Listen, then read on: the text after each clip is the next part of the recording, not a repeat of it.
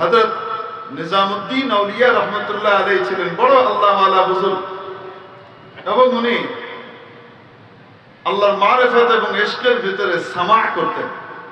সামা মানে যে বর্তমানের সামা যেগুলো বলে এগুলি না, ওই সামায়ের ভিতরে কোনো মহিলা থাকতো না, অন্য কোনো বাদ্যযন্ত্র হারমোনিয়াম ইত্যাদি থাকতো না, কোনো বেরেশ ছেলে করতো না,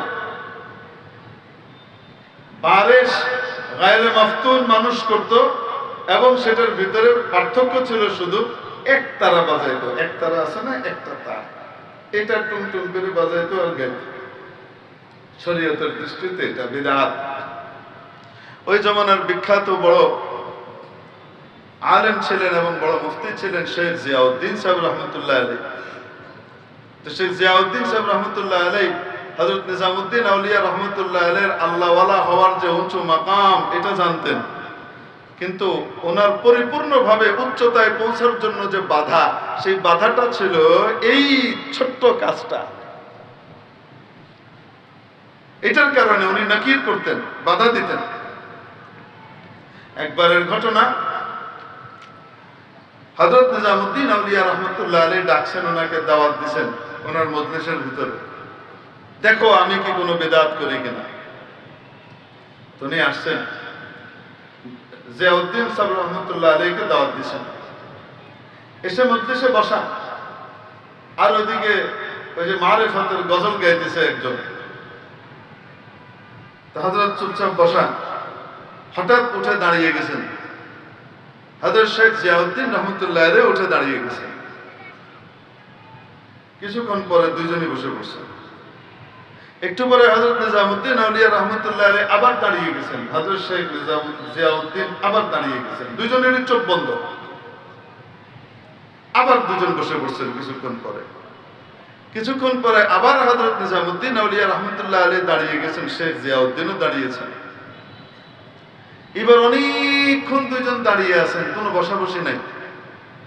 হঠাৎ হযরত নিজামুদ্দিন আউলিয়া রহমতুল্লাহ আলাইহি বলছেন, শুনতো লিয়া, শুনেছ তো? আর হাকিম জিয়াউদ্দিন চোখ বন্ধ অবস্থায় বলতেছেন, কাহ তো দিয়া, বললেন তো। দিয়ে দুজন আবার বসে গেছে, চোখ খুলছে। পরবর্তীতে হযরত জিয়াউদ্দিন রহমতুল্লাহ আলাইহিকে কেউ জিজ্ঞেস করেছে, হযরত আপনি তো ওনার মজলিসে যান না, এই বেদাতের কাজটা করে বলে, এই একটা বেদাত করেন, এটার কারণে আপনি যান না, তো গেলেন কেন? কিছু বারবার ইসরার করছে, দেখার জন্য গেছিলাম আসলে সচক্ষে, তো দেখলাম আসলেই তো বেদাত। তো এই যে চোখ বন্ধ করে দুইজন উঠে দাঁড়ানো আবার বসা, এটার মাজারা কি, ঘটনা কি? তো উত্তর দিচ্ছেন যে দেখো, হযরত শেখ নিজামুদ্দিন আল্লাহর বড় পেয়ারা আশিক, উনি যে আল্লাহকে মহব্বত করেন এটার ভিতরে কোনো সন্দেহ নাই, আসলে আল্লাহকে বড় মহব্বত করেন, কিন্তু ওনার বেদাতের ব্যাপারে নাকির করা এটা একজন আলেমের দায়িত্ব, তাই আমি করি। রাসূল পাক সাল্লাল্লাহু আলাইহি ওয়াসাল্লামের দ্বীনের ভিতরে এক চুল পরিমাণ যোগ হবার কোনো সুযোগ নেই। যদি যোগ আর বিয়োগ করতে হয় তাহলে বলতে হবে যে নবীজি দ্বীন আর ধর্মটাকে অসম্পূর্ণ রেখে গেছিলেন, আমরা এসে পূর্ণ করে দিলাম। নাউযুবিল্লাহি মিন যালিক। তো যার কারণে হঠাৎ যে উনি উঠে দাঁড়িয়ে গেলেন, ওনার রূহ তখন উপর মহলে সফর শুরু করছে। তো কোথায় গেছে? আমিও দাঁড়ায় গেছি তাকে নিয়ে আসার জন্য। তো দেখি সে প্রথম আসমানের কাছাকাছি চলে গেছে, ধরে নিয়েছি, এনে বসে। তো আবার আসছে, বসে বসছে। দ্বিতীয়বার আবার দাঁড়ায় গেছে, আমি আবার তাকে, কারণ সে আমাকে তার পাওয়ার দেখাইতেছে, আল্লাহর সাথে যে তার সম্পর্ক আছে। তো আল্লাহর সাথে যে আমারও যে সম্পর্ক আছে এটাও তো আমি তারে দেখাবো। তো আমি গিয়ে তারে খুঁজতে খুঁজতে দেখি সে 7 আসমানের কাছাকাছি চলে গেছে। ওইখান থেকে আবার ধরে এনে বসে, তো এসে বসছে। তৃতীয়বার সে কই গেছে তারে আর খুঁজে পেল না।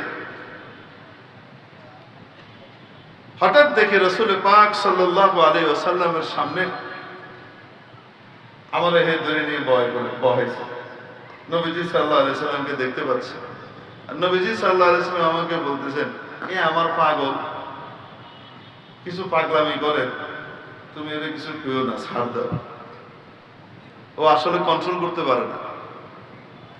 আসলে তো উচিত ছিল কন্ট্রোল করতে পারা। আমার দিনের ভিতরে তো কোনো অপূর্ণতা নাই, কন্ট্রোল করার ভিতরেই আসলে সত্যিকারের সাফল্য। ও বেচারা পারে না, কিছু কেউ না। তো এটা বলার পরে উনি আমাকে বললেন, শুনছো তো, শুনছো কি বলছেন? তুমি যে নবীর শরীয়তের কথা বলো আর আমার বিদাতি করো, শুনছো তো কি বলছেন? তো আমি বলছি যে হ্যাঁ বললেন তো হযরত, তারপরেও যে আপনি বলেন। দেখেন, এই যে যেগুলা মাকামাতের কথা যেগুলা বলতেছি, এগুলা উম্মতের জন্য দলিল নয়। দলিল তো এটাই যে কোরআন সুন্নাহ নবীজি রেখে গেছেন আর সাহাবীরা ওইটার উপরে আমল করেছেন। ওইটার উপরেই চলতে হবে, ওইটার উপরেই ফতোয়া দিতে হবে, ওইটার উপরেই মাসালা বলতে হবে। অন্তর্নিহিত জগতে কি হচ্ছে সেটা ধর্তব্য নয়। তাই আমি বলেই যাব। বাকি রইল আগে যেভাবে তাকে বলতাম সরাসরি, যেহেতু নবীজি বলছেন যে কেউ না, আপাতত ছাড় দাও পাগল, তাই আমি ছাড় দিয়ে গেছি। হযরত শেখ জিয়াউদ্দিন রহমতুল্লাহ আলাইহি মৃত্যুসজ্জায় শায়িত, মারদুল ওয়াফাতে আছে। ডাক্তাররাও বলে দিয়েছেন এই যাত্রায় পার পাওয়া মনে হয় অসম্ভব, হযরত মনে হয় চলে যাবেন, শরীর এত খারাপ। হযরত নিজামউদ্দিন আউলিয়া রহমতুল্লাহ আলাইহি আসলেন শেখ জিয়াউদ্দিন সাহেবকে দেখতে। খবর দেওয়া হলো যে হযরত নিজামউদ্দিন আউলিয়া আসছেন, আপনার সাথে দেখা করবেন, আপনার ইয়াদত করবেন।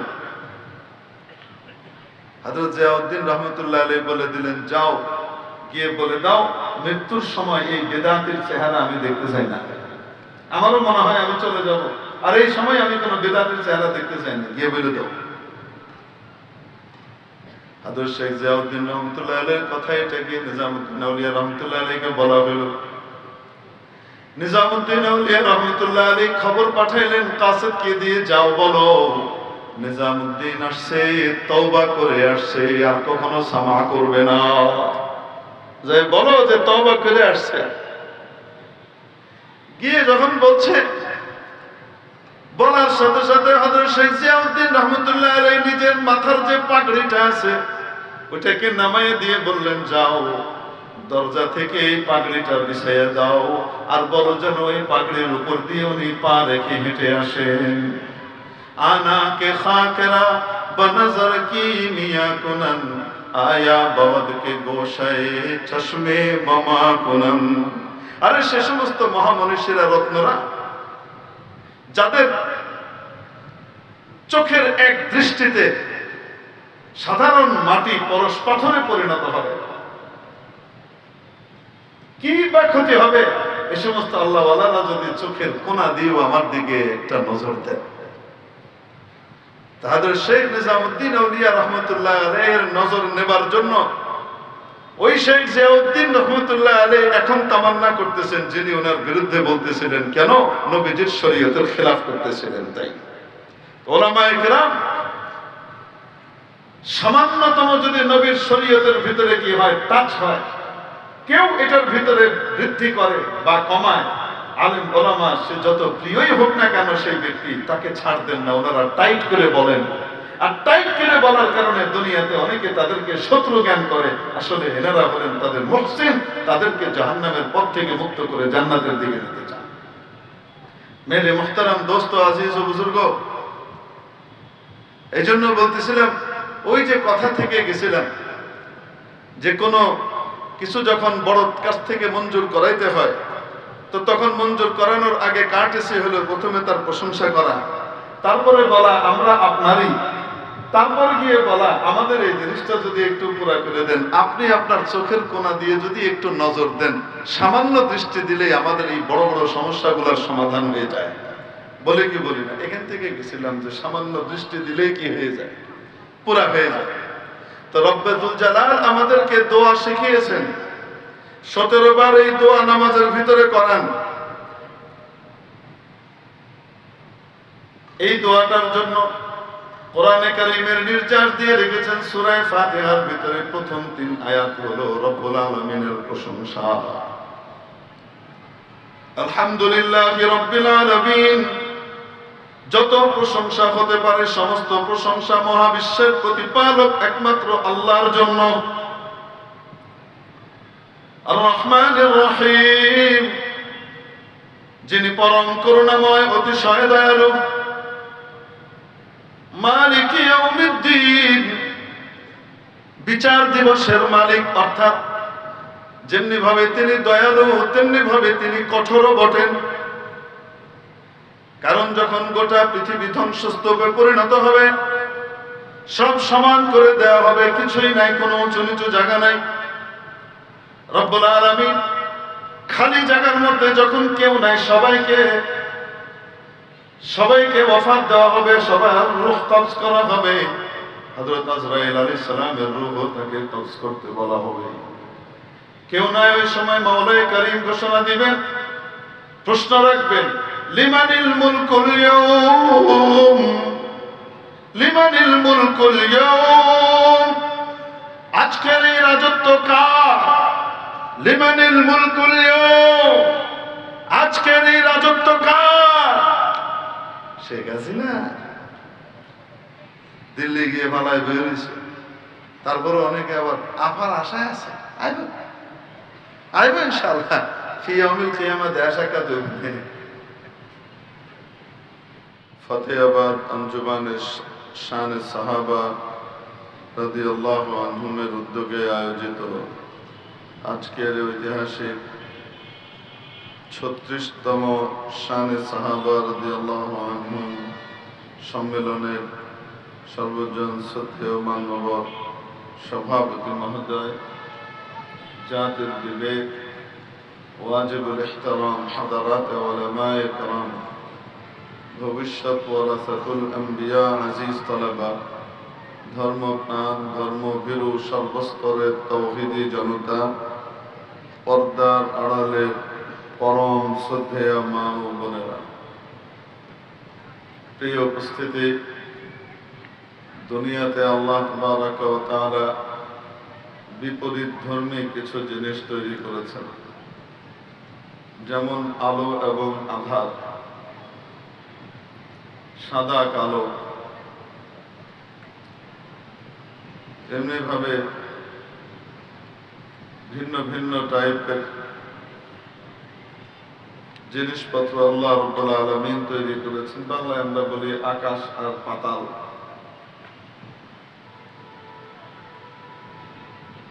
সঠিক আর বেঠিক, ঠিক তদ্রূপ হক এবং বাতিল।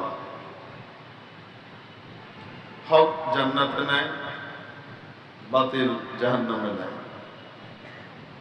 হক মানুষকে সফল করে, সাফল্য এনে দেয়, আর বাতিল মানুষকে ব্যর্থ করে দেয়। মুআজ্জাজ হাজিরিন, দুনিয়াতে যত মতবাদ আছে প্রায় সবাই মনে করে যে তারাই হক। ইসলামের নামে যতগুলো মতবাদ রয়েছে এরা সবাই মোটামুটি দাবি করে যে তারাই হক। কিন্তু হক এবং নাহকের মানদণ্ড কি হবে, এই মানদণ্ড নির্ণয়ের ক্ষেত্রে কোরআন এবং সুন্নাহ আমাদেরকে পরিষ্কারভাবে জানিয়ে দিয়েছে যে দল বা যে ব্যক্তির মত এবং পথ সাহাবায়ে কেরামের মত আর পথের অনুরূপ হবে সে হক, আর যে দল বা ব্যক্তির মত সাহাবায়ে কেরামের মতের বিপরীত হবে সেই না হক, সেই বাতিল। খুব পরিষ্কার। কোরআনে কারিমে দৈনিক নামাজের মধ্যে আমরা দৈনিক কোরআনে কারিমের একবারে প্রথম সূরা সূরাতুল ফাতিহা প্রায় 17 বার বিভিন্ন আঙ্গিকে তেলাওয়াত করি। বিভিন্ন আঙ্গিকে তেলাওয়াত করি মানে কখনো সরাসরি তেলাওয়াত করি, আবার কখনো ইমামের মাধ্যমে তেলাওয়াত করি। এটা আবার কেমন কথা? ইমামের মাধ্যমে তেলাওয়াত করি মানে মানে ইমাম তেলাওয়াত করেন আর ইমামের পিছনে আমি নবীজির আদেশ মানি, কোরআনের আদেশ মানি, চুপ করে থাকি, তাও তেলাওয়াতের সওয়াব পাই এবং তেলাওয়াতকারী হিসেবে গণ্য হই। তাই মুসান্নাফ ইবনে আবি শাইবার ভিতরে নবী পাক সাল্লাল্লাহু আলাইহি ওয়াসাল্লামের এই মহান বাণী বর্ণিত হয়েছে, মান কানা লাহু ইমামুন ফাকিরাআতুল ইমামি লাহু কিরাআহ। যে ব্যক্তি ইমামের পিছনে নামাজ পড়ে, ইমামের পড়াটাই তার পড়া, ইমামের পাঠটাই তার পাঠ, ইমামের তেলাওয়াতটাই তার তেলাওয়াত। প্রিয় উপস্থিতি, গোটা নামাজের নির্যাস আর সারাংশ কি? আল্লাহর কাছ থেকে কিছু জিনিস মঞ্জুর করিয়ে নেওয়া চাওয়া। গোটা কোরআনে কারীমের নির্যাস আর সারাংশ কি? কোরআনে কারীমের নির্যাস আর সারাংশ মুফাসসিরিনে কিরাম বলেন বিধৃত হয়েছে সূরাতুল ফাতিহার মধ্যে। আর সূরাতুল ফাতিহার নির্যাস কি? সূরাতুল ফাতিহার নির্যাস হলো দোয়া। এজন্য হাদিসে পাকে এসেছে আদ-দুআউ মুখুল ইবাদাহ, ইবাদতের মগজ আর সারাংশ হলো দোয়া। সূরা ফাতিহার মূলই হলো দোয়া। কি দোয়া? যে কোনো দোয়া নয়, বিশেষ স্পেশাল সবচেয়ে গুরুত্বপূর্ণ মানব জাতির জন্য সবচেয়ে স্পর্শকাতর দোয়া। এবং সেই দোয়াটা করবার আগে আল্লাহ রাব্বুল আলামিন দুনিয়াতে যেমনি ভাবে মানুষ কোনো বড়র কাছ থেকে কোনো কিছু চেয়ে মঞ্জুর করাতে হলে কিছু কার্টেসি ফলো করে, সেই চাওয়ার ক্ষেত্রে আহকামুল হাকিমিন রব্বুল আলামিনের কাছ থেকে মঞ্জুর করাবার জন্য এই দোয়াটা ঠিক তেমনি ভাবে কিছু কার্টেসি ফলো করিয়েছেন, শিখিয়েছেন দোয়া কিভাবে করতে হয়। এবং সেই দোয়াটা কমপক্ষে 17 বার ফরজ নামাজের মধ্যে দৈনিক পড়তে হয় তাকে। ওয়াজিবাত এবং সুনানে মুআক্কাদাত মিলাইলে আরো তো অনেকবার। দোয়াটা করার জন্য আগে দেখেন, দুনিয়াতে যখন কোনো বড় কেউ কারো কাছে আসে, কোনো এলাকায় আসে, আপনাদের এলাকাতেই বড় কেউ যদি আসে, প্রধানমন্ত্রী আসলেন, ওনার কাছ থেকে বড় কিছু মঞ্জুর করাতে হবে। তিনি এসে বসার পরপরই দাঁড়িয়ে কি ঘোষণা করা হয়, আমাদের এখানে রাস্তাটা খারাপ, আপনি আমাদের রাস্তাটা ভালো করে দিবেন। আমাদের এখানে গ্যাসের সংকট, মাননীয় প্রধানমন্ত্রী আপনি আমাদের গ্যাসের সংকট দূর করে দিবেন। আমাদের এখানে কালভার্টের প্রবলেম, ব্রিজ ভাঙা, এটা দয়া করে ঠিক করে দিবেন। এরকম করা হয় নাকি তার আগে কিছু কাজ আছে? তার আগে সেপাস নামার জন্য তো আমাদের চট্টগ্রাম বাংলাদেশের ভিতরে 1 নম্বর, সেটা উর্দু সেপাস নামা হোক আর আরবি সেপাস নামা হোক। গোটা বাংলাদেশের মধ্যে যত মাদ্রাসা আছে, এই সব মাদ্রাসা মিলায় সারা বছরে যা সিপাস নামা রেডি করে, চট্টগ্রামের এক একটা মাদ্রাসা এক এক বছরে তার চেয়ে বেশি সিপাস নামা তৈরি করে। এবং এই সালাহিয়ত আর যোগ্যতা আল্লাহ পাক এই জমিনের বাসিন্দাদেরকে একদম মন খুলে আল্লাহ দান করছেন। লফজের তানব্বুর, মজমুনের ইলতিফাত, জবরদস্ত তরিকায়, অদ্ভুত তরিকায়, মুক্তাকার তরিকায় এটাকে উপস্থাপন করা, মাশাআল্লাহ তাআলা। এটার ব্যাপারে চট্টগ্রামের জুড়ি মেলা এটা ভাগ খুব কঠিন। তো এখানে তারপরেও মনে করেন বাংলাতেও যারা লিখে, যে কোনো জায়গাতে কলেজে ভার্সিটিতে কোথাও কেউ আসলে তো একটা মানপত্র দেয় না, সেই মানপত্রের ভিতরে প্রথমেই প্রশংসা শুরু করা হয়, এটা এটা এটা মহাত্ম নেই, মহাত্ম নেই, এটা এটা এটা। মহানুভবের কাছে বেশ কিছুক্ষণ বলে টলে আমাদের দেশেও মনে করেন এরকমই হয়, রাজনৈতিক বড় ব্যক্তি এসছেন তো প্রথমে তার জন্য কিছু প্রশংসা গাথা, সত্য মিথ্যা সবকিছু মিলায় টিলায়া, বেশিরভাগই মিশা হয়, অল্প কিছু হাসা হয়, এগুলো মিলায় টিলায় বলে আপনাদের ভাষায় কয় পাম্পট্টি।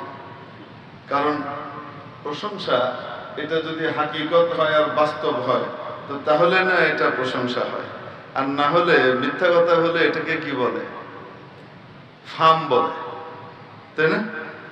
এরকমই তো মনে হয়। এলাকায় কি শব্দ বলে আমি জানি না, আমাদের ঢাকায় বলে পাম্পট্টি বলে, হ্যাঁ ফার্মপট্টি বলে, আচ্ছা ফার্মপট্টি বলে। তো রাজনৈতিক নেতারা আসলে যে প্রশংসা করা হয় সেটার পরিমাণ করলে, রেশিও করলে, হাসা যদি 10% হয় তো মিশা হবে 90%। অবাস্তব না বাস্তব? এইগুলা করবে। তারপরে সুবহানাল্লাহি ওয়া বিহামদিহি শুরু হবে, করে তারপরে বলবে যে এই এলাকার লোকজন তারা আপনাকেই ভোট দেয়, এই এলাকা থেকে কখনো অন্য মার্কা পাশ করে নাই, আপনার মার্কাই পাশ করছে। তার অর্থ হলো এই, আপনার রাষ্ট্রীয় যে বরাদ্দ আছে সেই বরাদ্দ দিয়ে আপনার কাছে রাষ্ট্রে যে টাকা পয়সা আছে সেটা দিয়ে সারা দেশের সব চাহিদা তো পুরা করা সম্ভব না। অবশ্যই আপনি প্রায়োরিটি দিবেন, কাউকে বেশি তাকাদ্দুম দিবেন, হককে তাকাদ্দুম, কাউকে অগ্রগামী রাখবেন, কারো হকটা আগে আদায় করবেন, তারপরে অন্যদেরটা আস্তে আস্তে আসবে। তো ওইটা যদি হয় তো আমার এলাকা সবার আগে প্রাপ্য, কেন? আমরা আপনার দলের।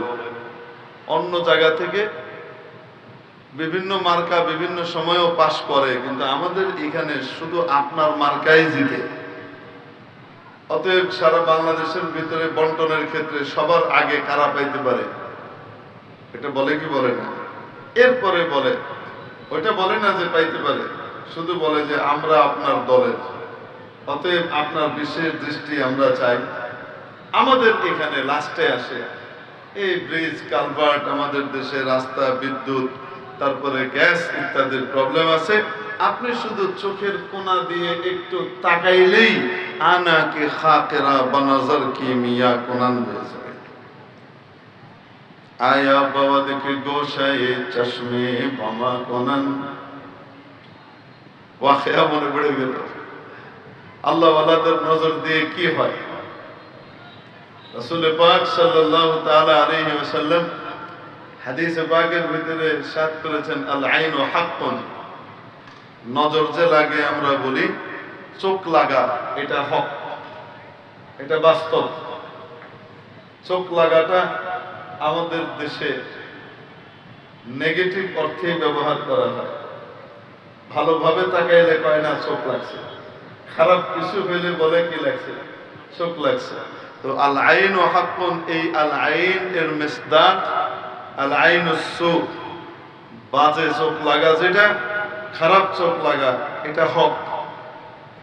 এমনকি বাবা মার নজরও লাগে সন্তানের উপর।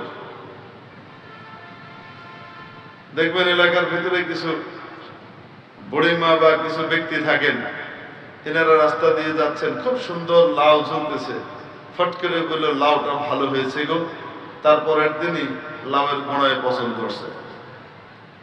সুপারি গাছে সুন্দর সুপারি লটকাচ্ছে, কোনোদিন এখানে কোনো পোকা টোকা লাগে নাই। হঠাৎ একদিন একজন যে বললো এই গাছের সুপারি গুলা হেভি গো, বাস তারপর দিন থেকে দেখা গেল যে সুপারির ভিতরে কেমন যেন নষ্ট হওয়ার প্রবণতা শুরু হয়ে গেল। কোন বাচ্চাকে দেখে ফট করে বললো বাচ্চাটা তো হেভি সুইট এবং কিউট, বাস তারপর দিন থেকে পাতলা পায়খানা শুরু হয়ে গেল, লুজ মোশন শুরু হয়ে গেল। সুন্দর নাদুস নাদুস বাচ্চাটা একেবারে হাড় জেড়ে জীবন্ত কঙ্কাল হয়ে গেল। এরকম হয় কি হয় না? নবীজি বলেন চোখ লাগা হক। মানুষের যে চোখ লাগা আমরা বলি এটা হক। মনে রাখবেন, মানুষের খারাপ নজর যেমন লাগে মানুষের ভালো নজরও তেমনই লাগে। ইসলামে সাধারণত কেন এখানে আল আইন ও হাক্কুন বলা হয়েছে? ইসলামে সাধারণত নেগেটিভ জিনিসকে কখনো প্রমোট করা হয় না। অতি প্রাকৃতিক নেগেটিভ জিনিস এটাকে কখনো ইসলাম কি করে না, সমর্থন করে না। যেমন আত-তাফাউলু মিনাল্লাহ ওয়াত তাশাউমু মিনাশ শাইতান, এই যে অলক্ষণে কুলক্ষণে বলে যে একটা কথা আছে, এটা ইসলাম স্বীকার করে না। ইসলাম বলে অলক্ষণে কুলক্ষণে বলে কিছু নাই, কিন্তু সুলক্ষণ বলে হ্যাঁ, কোনো কিছুর ব্যাপারে যদি তোমার মনের ভিতরে সুলক্ষণে কিছু আসে তাহলে এটা আল্লাহর পক্ষ থেকে, এটা হতে পারে। কিন্তু অলক্ষণে এটাকে ইসলাম কি করে না, স্বীকার করে না। ইসলাম বলে যে না, এরকম কিছু নাই। মেরে মুহতারাম দোস্ত, এই হিসাবে আল আইন তো আম, এটা হক ভালো নজর হোক চাই বাজে নজর হোক, দুইটার উপরেই ইতলাক হইতে পারে। কিন্তু খারাপ নজরের উপরে এটার ইতলাক খাস ভাবে কেন হয়েছে? কারণ নরমালি ইঞ্জিনিয়ারিং এটাকে স্বীকৃতি ইসলাম দেওয়ার কথা না, কিন্তু দিচ্ছে। এটাকে রদ করতে হয় কিভাবে? যে কারো চোখ লাগতে পারে, বাবা মার নজরও সন্তানের উপরে লাগতে পারে। যে কারো প্রশংসা করার সময় বলতে বলা হয়েছে মাশা আল্লাহ। মাশা আল্লাহ বলার সাথে সাথে মাশিয়াতুল্লাহ এর ভিতরে যোগ করে দেবার সাথে সাথে এর থেকে মন্দ জিনিস চলে যায় আর এটার ভিতরে ভালো জিনিস পয়দা হয়। তো ভালো নজর, খারাপ নজর যেমন লাগে, ভালো নজরও লাগে।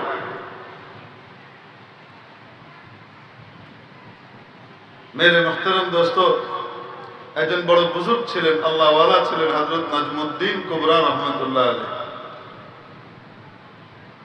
একদিন মুরাকাবা করে বের হয়েছেন সকালবেলায়, ফজরের পরে জিকির আজকার করে মুরাকাবা করে বের হয়েছেন। তো যখন বের হয়েছেন, বের হওয়ার পরে খাস হালতে প্রথম নজরটা পড়েছে একটা কুকুরের উপর। কুকুরের উপরে নজরটা পড়ার পরে অদ্ভুত এক অবস্থা তৈরি হলো। এই কুকুর যেখানেই যেত, ওই এলাকার সমস্ত কুকুর তার সামনে এভাবে হাত জোড় করে চুপ করে বসে থাকত। আপনারা জানেন কুকুরের একটা খাচ্চত আছে, আরবিতে বলে খাসিয়া, বাংলায় কয় খাচ্চত। তো কুকুরের একটা খাচ্চত আছে, স্বভাব আছে। ভালো স্বভাব না, বদ স্বভাব। ভালো স্বভাব হইলে এটারে খাচ্চত কয় না, বদ স্বভাব হইলে এটারে কি বলে, খাচ্চত কয়। অমুমান কুকুরের খাচ্চত হইলে এই, তার এলাকা বিশাল, থাকার কত জায়গা, কিন্তু তারপরে অন্য এলাকার কোন কুকুরকে সে তার এলাকায় এলাও করে না। যদি কোনোভাবে ঢেকে যায়, নিজেদের যতই ইখতিলাফ থাকুক না কেন, আল কুফরু মিল্লাতুন ওয়াহিদার মতো সব একজোট হয়ে ওরে খেদাইন দেয়। আর ওই বেচারা লেঙ্গুর দুই ঠ্যাঙের মাঝখানে দিয়ে কোনো মতে পালায় বাঁচে। কুকুরের এই খাচ্চতের কথা আমরা জানি কি জানি না, সে অন্য কাউকে নিজের এরিয়াতে এলাও করে না।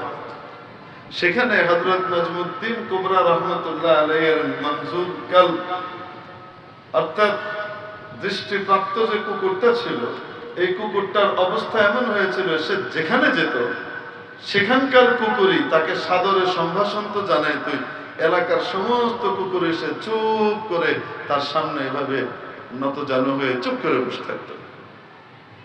কেন হয়েছে? আল্লাহ ওয়ালার খাস নজর। एक नजर फरमा के मुस्तस्ना शवन सबनाए जिन्स, एक नजर फरमा के मुस्तस्ना शवन सबनाए जिन्स, सबके शुद्ध मंजूर नजमुद्दीन सगारा सरवरास। ও আল্লাহর ওলি, একটা নজর আমার দিকে দিলে অসুবিধা কি? একটা নেক নজর আমার দিকে দিয়ে দেন, কারণ একটা নেক নজর যদি যথাসময়ে লেগে যায় তাহলে আমি আমার সমগোত্রীয়দের চাইতে ভিন্ন হয়ে যাব, যেমন নাজমুদ্দিন কুবরা রাহমাতুল্লাহি আলাইহির দৃষ্টিপ্রাপ্ত কুকুরটা হয়েছিল। আল্লাহ ওয়ালাদের নজর অদ্ভুত বিষয়, যার উপরে লেগে যায় আসফালুস সারফিলিন থেকে আলা ইল্লিনে চলে যায়। একদম বাজে ফালতু জিনিস থেকে মকবুল আম ও খাস হয়ে যায়। এটা কিসের মাধ্যমে হয়? একটা তরিকা হলো খেটে খুঁটে খেটে খুঁটে খেটে খুঁটে যাওয়া, আরেকটা হলো ডাইরেক্ট তরিকা, লাফ মাইরা লিফটে করে চলে যাওয়া। সিঁড়ি ভাঙা কম, লিফটে করে ফু করে গেছে, সিঁড়ি ভেঙে ভেঙে ভেঙে ভেঙে ভেঙে ভেঙে 10 তলায় ওঠা যায়। আর আরেকটা হলো লিফটে করে খুব দ্রুত নিচ থেকে উপরে চলে যাওয়া যায়। অল্প সময়ে সহজভাবে দ্রুত চলে যাওয়া যায় যে তরিকা, সেই তরিকার নাম হলো আল্লাহ ওয়ালাদের নজর নিয়ে যাওয়ার তরিকা। এবং এটা বাস্তব, আল্লাহ ওয়ালাদের খাস ওয়াক্ত এবং সময় থাকে, ওই সময়ের নজর লেগে গেলে এই ব্যক্তি আল্লাহর কাছে মকবুল হয়ে যায়, কবুল হয়ে যায়। এগুলার কোনো অস্তিত্ব আছে নাকি? এগুলো তো সব তাসাউফ ওয়ালারা বানিয়ে টানিয়ে করেছে, সুফিগিরি। আসলে যারা এই সমস্ত কথাবার্তা বলে না, এটা তো কোরআনই বোঝে না, হাদিস কি বুঝবো? নাম নিয়ে রাখে হাদিসের, কিছু মনে করেন না। লেভেল খুব চমৎকার, কিন্তু না কোরআন বুঝে না হাদিস বুঝে। আর না বোঝার জন্য যারা সত্যিকারের কোরআন সুন্নাহ বুঝেন, এনাদের সোহবত নিতে রাজি হয়, ইন্টারনেট থেকে এরকম শিক্ষা করে, যার কারণে এই ঝামেলার ভিতরে পড়ে গিয়ে অস্বীকার করে এগুলা তো হাদিসে নাই, কোথাও নাই। রাসূল পাক সাল্লাল্লাহু আলাইহি ওয়াসাল্লামের ব্যাপারে ঘটনা বর্ণনা করেন আম্মা জান আয়েশা রাদিয়াল্লাহু তাআলা আনহা। একবার নবীজি সাল্লাল্লাহু আলাইহি ওয়াসাল্লাম খাস ভাবে ইবাদতরত,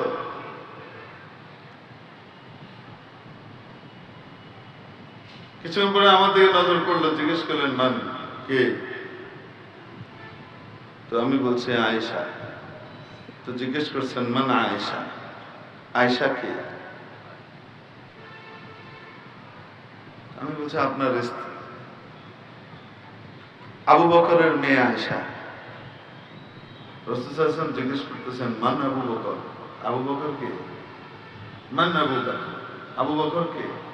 আম্মা জান সিদ্দিকা রাদিয়াল্লাহু আনহা বলেন, আমি সাথে সাথে চুপ হয়ে গেলাম। আমি বুঝলাম রাসূল পাক সাল্লাল্লাহু আলাইহি ওয়াসাল্লামের দেহ মোবারক এখানে, কিন্তু ওনার চিন্তা চেতনা, ওনার জেহেন এখানে না। ওনার রূহানি তাকাত এখন স্বাভাবিক অবস্থায় না। আমি আয়েশাকে ভুলে যাওয়া, রাসূল না চেনা, এটাই এক অস্বাভাবিক ব্যাপার। ওনার সমস্ত স্ত্রীদের ভিতরে আমি সবচেয়ে প্রিয়তমা, তারপরেও আমাকে না চেনা, এটা একটা অস্বাভাবিক ব্যাপার। তারপরেও যখন উনি বললাম যে আবু বকরের কন্যা, যে আবু বকর ওনার শয়নে স্বপনে সব সময়ের সুখে দুঃখের সর্বাবস্থার সাথী এবং প্রথম ভরসার জায়গা মাখলুকাতের ভেতরে আবু বকর, সেই আবু বকরকে নবীজি চিনতে পারছেন না, এটা তো সম্ভবই না। তার মানে রাসূল সাল্লাল্লাহু আলাইহি ওয়াসাল্লাম স্বাভাবিক অবস্থায় নাই। আমি চুপ হয়ে গেলাম। রাসূল সাল্লাল্লাহু আলাইহি ওয়াসাল্লাম এমন খাস অবস্থায় আছেন, ওনার মাওলার সাথে ওনার মহব্বত আর তাআল্লুকের এমন এক হালাতের ভিতর দিয়ে যাচ্ছেন, এখানে আল্লাহ এবং উনি ছাড়া সমস্ত আল্লাহ এবং মাহসবা থেকে সবকিছু থেকে উনি কি হয়ে গেছেন, উপরে চলে গেছেন। আল্লাহ ছাড়া আর কোনো কিছু ওনার সামনে এখন নাই। এই যে ফানা ফিল্লাহ বলা হয়, এটারই ভয়, এটার ওজুদ খত হাদিসের ভিতরে আছে। বেকুবের দল ওই নদীর ভিতরে সাঁতারই কাটে না, ওই সাগরের ভিতরে পাই দেয় না, ওই সাগরের পারেই যায় না। তো তাহলে বুঝবে কিভাবে যে ফানা ফিল্লাহ জিনিসটা? আল্লাহ ওয়ালাদের কারামত অস্বীকার করে। হালত এমন এক অবস্থা। মেরে মুহতারাম দোস্ত আজিজ বুজুর্গ বলছিলাম, আসলে মজমুন একটা রেডি করছিলাম, কথাটা বলবো, কিন্তু এদের উৎপাত এত বাড়ছে বাংলাদেশে। দুশমনে সাহাবাদের উৎপাতটা এই পরিমাণ বাড়ছে, বড় বড় সুন্দর লেবেল লাগায় পুরা উম্মতকে অন্ধকারের দিকে, গুমরাহির দিকে নিয়ে যেতেছে, আলোর লেবেল লাগায়। আর সাধারণ মানুষও আছে মাশাআল্লাহ, পঙ্গপালের মতো শুধু দাবি নির্ভর জিনিসের উপরে ঝাঁপ দেয়, হাকিকত আছে কি নাই দেখতেও যায় না।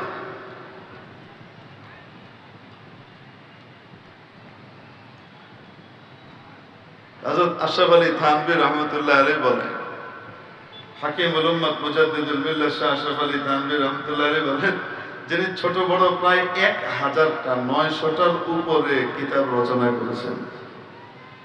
নিকটতম সময়ে এত বড় মুসান্নিফ এবং তাজদীদি তাসনিফের কাজ আর কেউ করেছেন বলে জানা নেই। হযরত থানভী রহমাতুল্লাহ আলাইহি বলেন, যখন আমি জালালাইন শরীফ পড়ি দারুল উলুম দেওবন্দে, ওই সময় আমার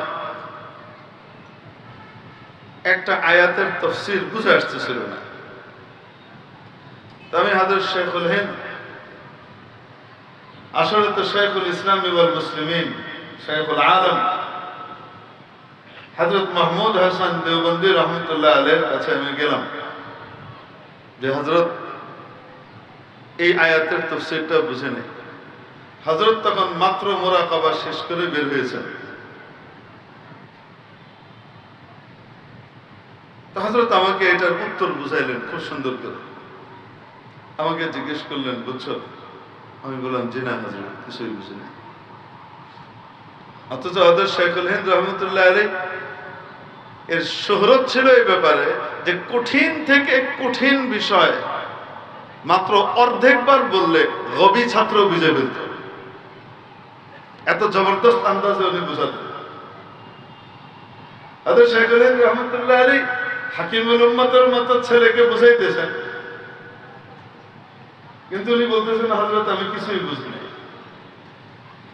উনি বলেন, বুঝো নাই? আশ্চর্য ব্যাপার। আচ্ছা, আবার বুঝাই শুনে। উনি আবার বললেন, বুঝছো হযরত, কিছুই বুঝি নাই, তবে কিছু কিছু মনে হইতেছে বুঝছি, কিন্তু কি বুঝছি সেটাও বুঝতে পারতেছি না। উনি বললেন, ঠিক আছে, তুমি একটু পরে আসো, যাও। হযরত হাকিমুল উম্মত মুজাদ্দিদুল মিল্লাহ শাহ আশরাফ আলী থানভী রহমাতুল্লাহ আলাইহি বলেন যে আমি হযরতের পিছনেই থাকলাম, অন্যদিকে দূরে। তো হযরত স্বাভাবিক হলেন, যখন নাস্তা টাস্তা করে বসলেন, হযরত কোনো কিতাব টিতাব দেখেন নাই, নাস্তা টাস্তা করে বসলেন। তো আমি আবার গেলাম, তখন এবার হযরত বলা শুরু করলেন, আর আমি ছট করে বুঝে ফেললাম।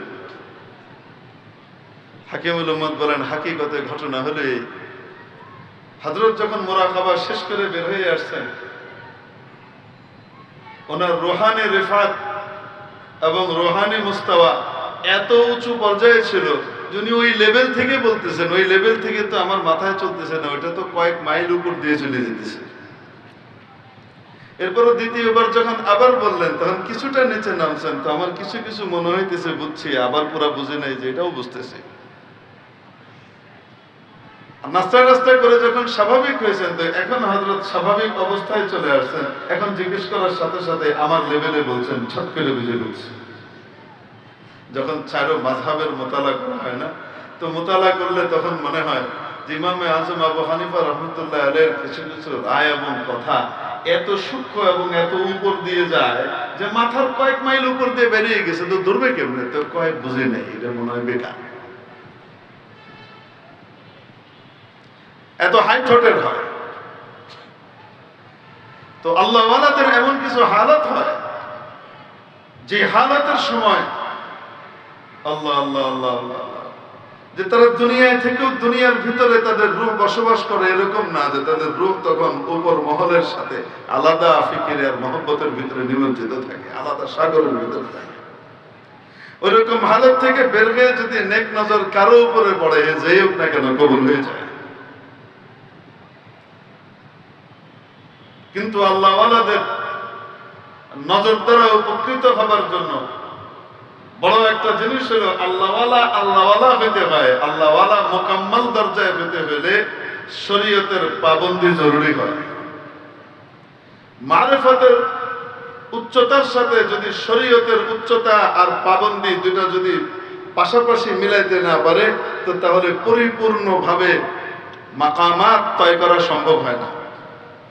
در کفے جامع شریعت پر کفے سندان عشق، در کفے جامع شریعت پر کفے سندان عشق، ہر غوثنا کے نداند جامع سندہ باختن। আপনারা দেখেছেন যে সার্কাস দেখায়, দেখেছেন? সার্কাস দেখায় না? সার্কাসের ভিতরে দেখবেন মাঝে মাঝে দড়া করবা বাজি করে ভেবে দেখাইতে থাকে তিনটা পেয়ালা বা তিনটা জিনিস, সেইভাবে ছুঁড়ে মারতেছে একটার পর একটা, একটা উপরেই থাকে। তো ওইটা পড়তে পড়তে আবার আরেক হাত খালি করে ফেলে, সে পটাপট ধরতেছে। এরকম করে কি করে না? কিন্তু একবারও নিচে পড়তেছে না, পটাপট পটাপট মারতেই আছে।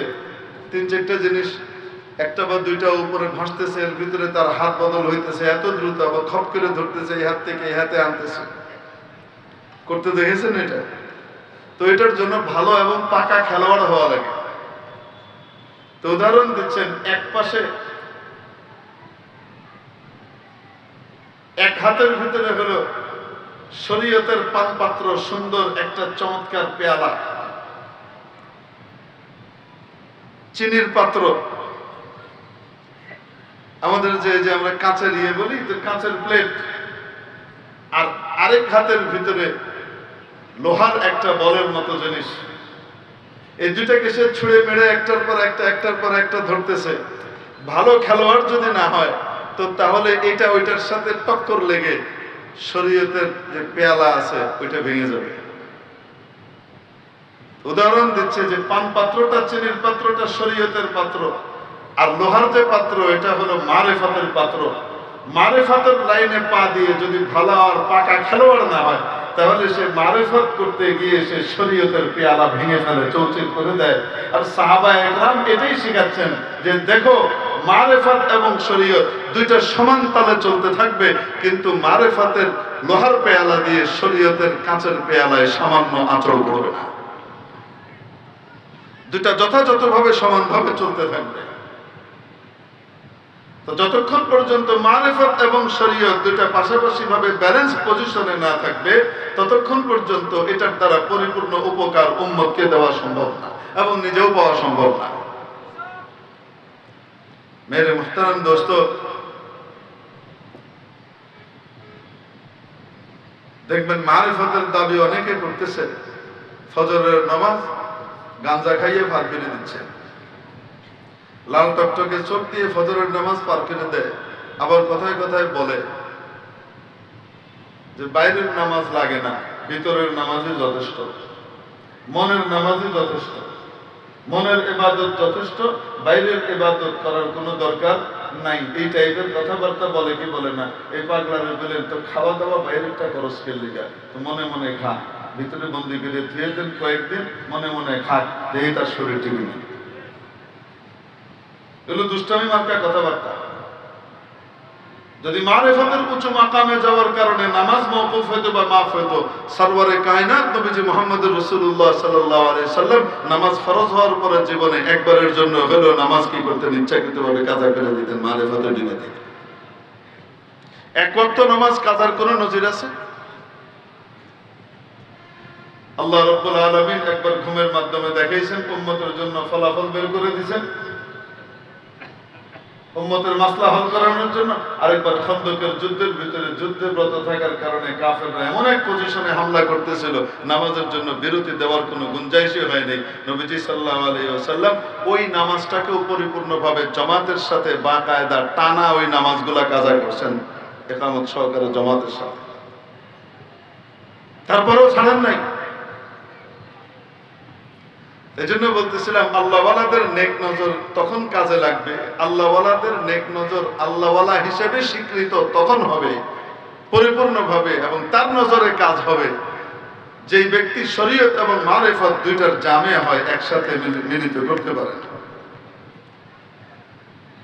হযরত নিজামউদ্দিন আউলিয়া রাহমাতুল্লাহ আলাইহি ছিলেন বড় আল্লাহওয়ালা বুজুর্গ, এবং উনি আল্লাহর মারিফত এবং ইশকের ভিতরে সামা করতেন। সামা মানে যে বর্তমানের সামা যেগুলো বলে এগুলি না, ওই সামায়ের ভিতরে কোনো মহিলা থাকতো না, অন্য কোনো বাদ্যযন্ত্র হারমোনিয়াম ইত্যাদি থাকতো না, কোনো বেরেশ ছেলে করতো না,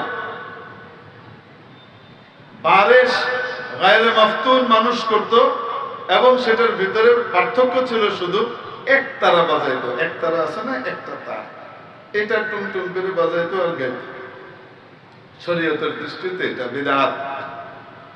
ওই জমানার বিখ্যাত বড় আলেম ছিলেন এবং বড় মুফতি ছিলেন শেখ জিয়াউদ্দিন সাহেব রহমতুল্লাহ আলাইহি।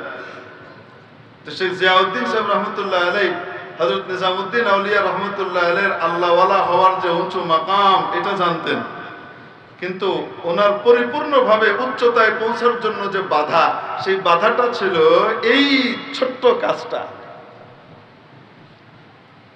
এটার কারণে উনি নাকির করতেন, বাধা দিতেন। একবারের ঘটনা,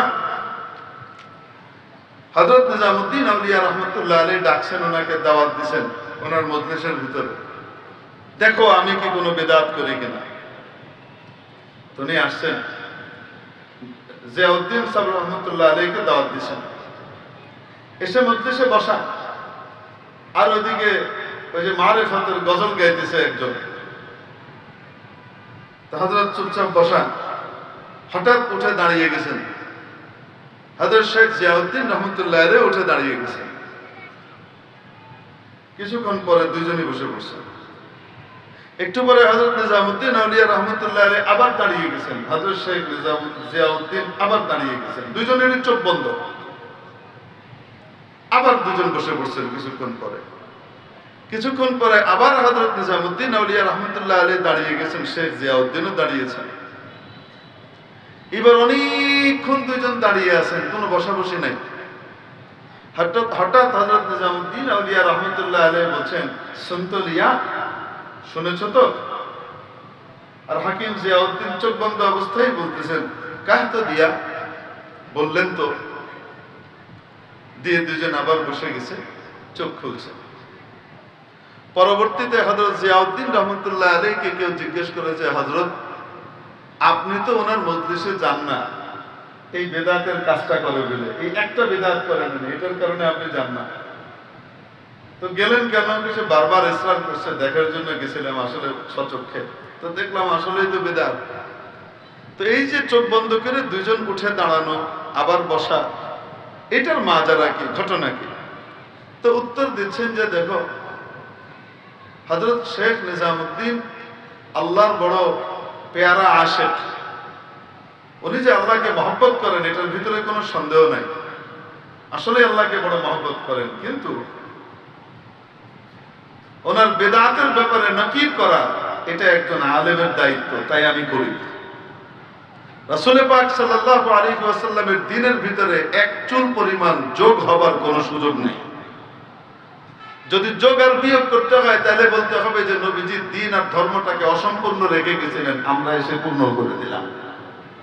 নাউযুবিল্লাহি মিন যালিক। তো যার কারণে হঠাৎ যে উনি উঠে দাঁড়িয়ে গেলেন, ওনার রূহ তখন উপর মহলে সফর শুরু করছে। তো কোথায় গেছে? আমিও দাঁড়ায় গেছি তাকে নিয়ে আসার জন্য। তো দেখি সে প্রথম আসমানের কাছাকাছি চলে গেছে, ধরে নিয়েছি, এনে বসে। তো আবার আসছে, বসে বসছে। দ্বিতীয়বার আবার দাঁড়ায় গেছে, আমি আবার তাকে, কারণ সে আমাকে তার পাওয়ার দেখাইতেছে, আল্লাহর সাথে যে তার সম্পর্ক আছে, তো আল্লাহর সাথে যে আমারও যে সম্পর্ক আছে এটাও তো আমি তারে দেখাবো। তো আমি গিয়ে তারে খুঁজতে খুঁজতে দেখি সে 7 আসমানের কাছাকাছি চলে গেছে, ওইদিন থেকে আবার ধরে এনে বসে। তো এসে বসছে। তৃতীয়বার সে কই গেছে তারে আর খুঁজেই পেল না। হঠাৎ দেখি রাসূল পাক সাল্লাল্লাহু আলাইহি ওয়াসাল্লামের সামনে আমার হে ধরে নিয়ে বহেছে। নবীজি সাল্লাল্লাহু আলাইহি ওয়াসাল্লামকে দেখতে পাচ্ছি, আর নবীজি সাল্লাল্লাহু আলাইহি ওয়াসাল্লাম আমাকে বলতেছেন, এ আমার পাগল, কিছু পাগলামি করে, তুমি এর কিছু কেউ না, ছাড় দাও। ও আসলে কন্ট্রোল করতে পারে না, আসলে তো উচিত ছিল কন্ট্রোল করতে পারা। আমার দিনের ভিতরে তো কোনো অপূর্ণতা নাই, কন্ট্রোল করার ভিতরেই আসলে সত্যিকারের সাফল্য। ও বেচারা পারে না, এর কিছু কেউ না। তো এটা বলার পরে উনি আমাকে বললেন, শুনছো তো? শুনছো কি বলছেন? তুমি যে নবীর শরীয়তের কথা বলো আর আমার বিদাতি করো, শুনছো তো কি বলছেন? তো আমি বলছি যে হ্যাঁ বললেন তো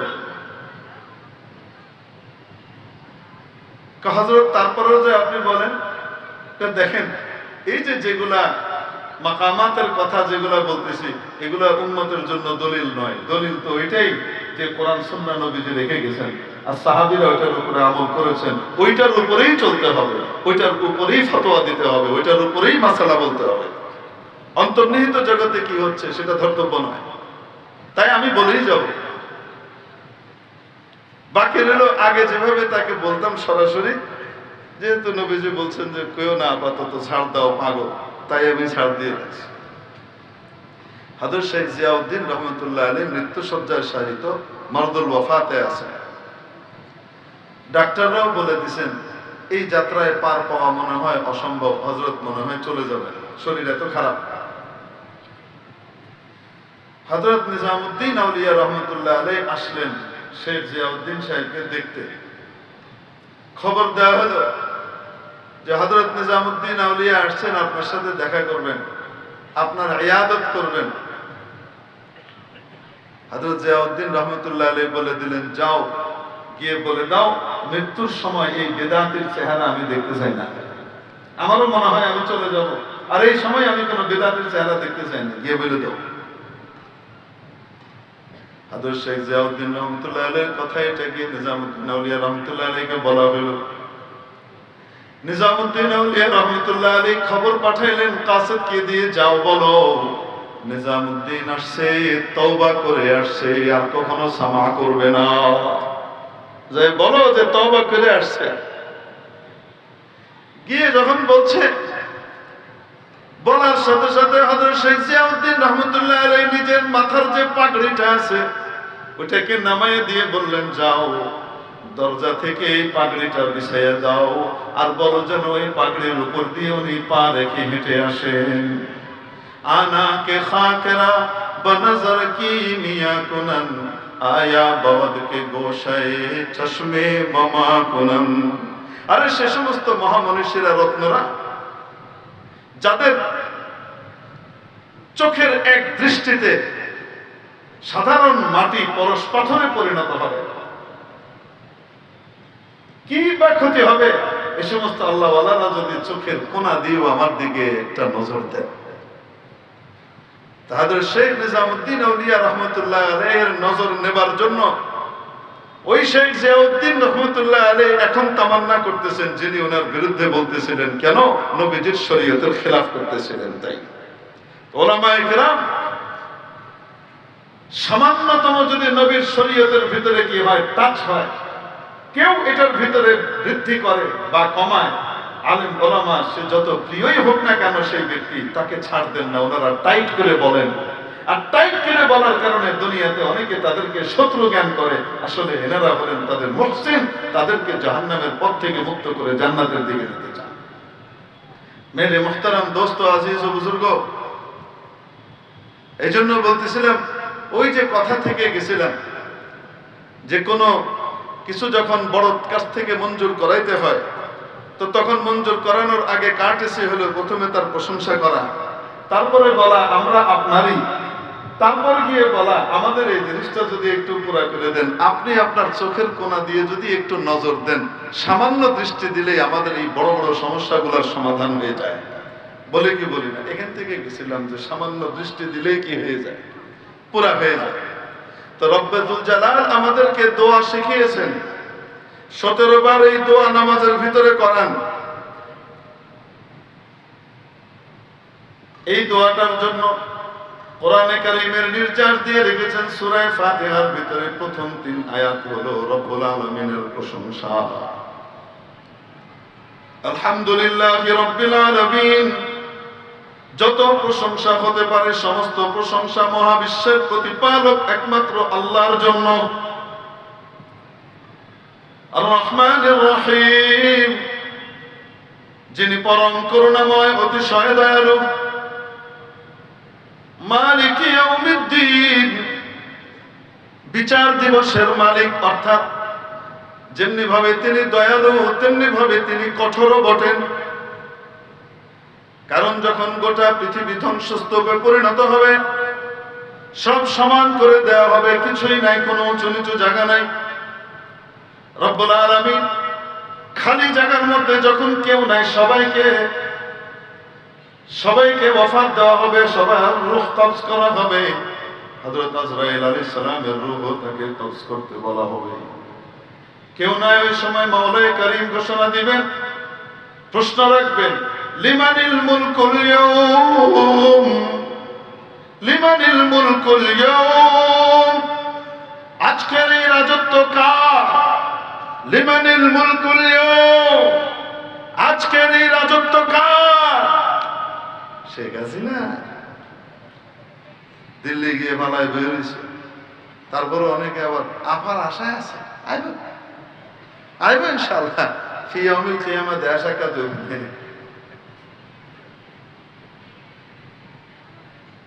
রাজত্ব কার? চলে যাওয়ার পরে যারা ক্ষমতায় আইবার চায় বা যারা বর্তমানে আছে তাদের না কেন? এই 17 বছরের ইয়ে থেকেও বর্তমান ইন্টারিম শিক্ষা নিয়েছে বলে মনে হয় না। এরাও নিজেদের মতো যা কিছু চায়, ইমান ইসলামের বিরুদ্ধে বিভিন্ন রকমের কর্মকাণ্ড হাতে নিয়ে সেগুলো পাশ করানোর ধান্দা করতেছে, পাশ্চাত্যের এজেন্ডা বাস্তবায়ন করে যেতেছে, ঠিক কিনা? গানের শিক্ষক নিয়োগ দেওয়ার জন্য উঠে পড়ে লাগছে, প্রতিটা প্রাইমারি স্কুলে গানের শিক্ষক নিয়োগ দিতে হবে। গান শিখলে দুনিয়া আখিরাতে নাজাত পাওয়া যায়। আমরা তো দেখি বেশিরভাগ গায়ক গায়িকা কিছুদিন পর পর গাড়ির মতো স্বামী আর বউ বদল করে, এদের নিজেরই সংসার ঠিক না। বেশিরভাগ গায়ক গায়িকার অবস্থা কি বলেন? পপুলার গায়ক গায়িকা যেগুলো আছে, যেগুলো এই সংস্কৃতির নামে নাটক ফাটক করে বেড়ায়, এগুলোর বেশিরভাগের সংসার কি একটা না কয়দিন পর পর? আরে কন্যা কেন? আরে ভাদ্র মাসের হেডার মতো। ভাদ্র মাসের হেডার ছিলেন না? ভাদ্র মাসের হেডার কয়দিন পর পর চেঞ্জ করতে থাকে। এরাও এরকম কিছুদিন পর পর কি করতে থাকে? জামাই আর বউ চেঞ্জ করতে থাকে। আর এটা তাদের সমাজে তেমন কোনো কিছু না, এটা স্ক্যান্ডাল না, এটা ওকে, এটা হতেই পারে। এই শিল্প সংস্কৃতি যেগুলো শিখায় আর যেগুলো করে, এগুলো নিজেদেরই সংসার টিকে না। বেশিরভাগের অবস্থা হলো এই, তারা তাদের ওয়াইফের সাথে বা তাদের হাজব্যান্ডের সাথে লয়াল থাকতে পারে না। এটাই অধিকাংশ বাস্তব। এগুলা দিয়ে না দুনিয়ার লাভ না আখিরাতের লাভ, দুইটাতেই ধ্বংস। অথচ দরকার ছিল প্রতিটা স্কুলে কোরআনের শিক্ষক নিয়োগ দেওয়া, ইসলামের শিক্ষক নিয়োগ দেওয়া। এই কোরআনী তালিম আর শিক্ষা থাকার কারণে যারা ওই সময় মসজিদের মক্তবে গিয়ে কোরআনী তালিম শিখেছে, ওই জমানায় প্রাইমারি স্কুলের ভিতরে ধর্ম শিক্ষকের কাছ থেকে দিন শিখেছে, ওই সমস্ত জমানার লোকজন পরবর্তীতে এসে দুর্নীতিবাজ হয় নাই, দুই একটা দুর্নীতিবাজ হয়েছে, বেশিরভাগই ভালো ছিল। আর কোরআনী শিক্ষাকে বাদ দেওয়ার পর থেকে এখন দুর্নীতিতে দেশ চ্যাম্পিয়ন আর চ্যাম্পিয়ন হয়ে যেতেছে। কোন সময় অনারারি চ্যাম্পিয়ন হইতেছে, কোন সময় কাগজ কলম হইতেছে, হয়েই যেতেছে। তো দেশ বাঁচাতে হলে ধর্ম শিক্ষকের, ইসলাম ধর্মের শিক্ষকের দরকার আছে না নাই? কোরআনী শিক্ষক নিয়োগ দেওয়ার ব্যাপারে দরকার ছিল। ওরে আল্লাহ, এই শয়তানি মার্কা লক্ষ লক্ষ তারা কি নিয়োগ দিবেন? এই শয়তানি টাইপের জিনিস শেখানোর জন্য জিনিস নিয়োগ দিবে, এটা নিয়ে সার্কুলার দিয়ে দিল। হেফাজতে ইসলাম বাংলাদেশ গোটা আলেম ওলামার তরফ থেকে কঠিনভাবে এর মোকাবেলা করল, যথাযথভাবে জবাব দিল, বৈঠকের পর বৈঠক দিয়ে আবার চাপও দিল, যদি না হয়, যদি তোমরা এটাকে না করো তাহলে আমরা আন্দোলনে নামবো। এবং কিছু আন্দোলন শুরু হয়ে গেল গরম দিয়ে। তারপরে গো গো গো গো গো গো গো, ওই যে লেঙ্গুর দুই ঠ্যাঙের তলে স্বভাব যেটা যেটা হয় আর কি। তারপরে গিয়ে তলে আসছে এই যে সপ্তাহখানিক আগে হেফাজতের মহাসচিব হযরত আল্লামা সাজিদুর রহমান সাদ্দামাত বারাকাতুল্লাহ আলিয়ার কাছে মেসেজ করে পাঠাইছে। যেই দিন পাঠাইছে ওই দিনই আমার সাথে ওনার এসব পরে দেখা হয়েছে এক মজলিসে। তিনি তখন আমাকে বলতেছেন যে আমার কাছে এটা পাঠাইছে যে আলহামদুলিল্লাহ এই সার্কুলার পোস্টপন্ড করা হয়েছে, উইথড্র করা হয়েছে, গানের শিক্ষক নিয়োগ দেওয়ার যে সিদ্ধান্ত ছিল সেটা বাদ দেওয়া হয়েছে। হেফাজত তো সবাই গেলেই যায়, বিভিন্ন রকম বিভিন্ন কথা বলেই যায়। হাটহাজারী হযরত রহমতুল্লাহ আলাইহির ইখলাস এর বদৌলতে এবং লাখো আলেম ওলামা এবং তৌহিদি জনতার মহব্বতের এবং চোখের পানির বদৌলতে আর শত শত শহীদের রক্তের বদৌলতে যে কাফেলা এই ভিটের উপরে দাঁড়িয়ে আছে, এই কাফেলাকে থাপড় মারলেই, নাড়া দিলেই, গুঁতা দিলেই, ঠেলা দিলেই ফালায় দেওয়া সম্ভব না। এটা তো মকবুলিয়ত উপর থেকে আসে। কেউ যদি এটাকে নিয়ে ছিনিমিনি খেলে নিজের স্বার্থ উদ্ধার করতে চায়, তাহলে রব্বে যুল জালালের পক্ষ থেকে সময় আসলে সেই ছিটকে যাবে, জামাত ইনশাআল্লাহ ঠিক থাকবে। এজন্য হেফাজতের সমালোচনা না করে ভালো ভালো পজিটিভ কি কি আছে সেগুলা করে দেখানো দরকার। এখনো পর্যন্ত বাংলাদেশের সরকার যদি কাউরে গনে আর ডরায়, তাহলে হেফাজতে ইসলামরে ডরায়, অন্য কোনো দলরে ডরায় না। অবাস্তব না বাস্তব? আল্লাহ পাক এই জামাতকে পরিপূর্ণভাবে সহি তরিকায় আল্লাহ এবং আল্লাহ রসুলের রেজামন্দির উপরে, সাদাদের রায়ের উপরে, ইখলাসুলিল্লাহিয়তের উপরে অটল থাকবার তৌফিক দান করেন, আমিন। আলহামদুলিল্লাহ। তারপরে আবার ফোন করে বলছে, হুজুর আমরা এটাকে ফিরে এনেছি, আপনাদের বক্তাদেরকে একটু থামান, আমাদের হুজুরদেরকে একটু বলেন আমাদের বিরুদ্ধে না করে। একটা না ফিরে এসো, আরো 10 গান যেখানে আছে সেগুলো কি। এই জন্য বললাম 17 বছরের ওইটার থেকে যে নতুন গুলা শিক্ষা নিছে তা তো দেখতেছেন, সুযোগ পাইলেই শুনি মারতেছে। সামনে যে আসবে তাকেও বলে দিতে চাই, যেই আসো না কেন, এদেশে কোরআন সুন্নাহর বিরুদ্ধে যদি যাইতে চাও তাহলে জমিনের নিচে মাটি থাকবে না ইনশাআল্লাহ। একজন তো ধোঁকাবাজি মার্কার কথা কইছিল, মদিনা সনদের দেশ চালাবে। আরেকজন বলছে যে আমরা মদিনার ইসলামে বিশ্বাসী। একজন মানুষ যদি বলে যে আমি মদিনার ইসলামে বিশ্বাসী, আমল করুক আর না করুক, আমলের ঘোষণা দেয় নাই, কিন্তু ঘোষণা দিছে যে আমার আকীদাটা কার মতো, মদিনাওয়ালার মতো আমি আকীদা রাখতে চাই। তো এটা অ্যাপ্রিসিয়েট করার, দুইটা এক না। একটা হলো মদিনা সনদে বিশ্বাসী বলছি মানে আমি মদিনা সনদের দেশ চলবে, মানে আমলে পরিণত করে দেখাবে, এই কথার ঘোষণা দিয়ে তারপরে সমস্ত টাউট বাট্টারগিরি করে গেছে। তো ওইটা আর মদিনার ইসলামের বিশ্বাসী, দুটা কথা হুবহু কি নয়, এক নয়। তো আমার রাজনৈতিক মতের বিরুদ্ধে কেউ যদি থাকে, তার ভালো কথা কেউ আমি আঘাত করা এটা অনুচিত।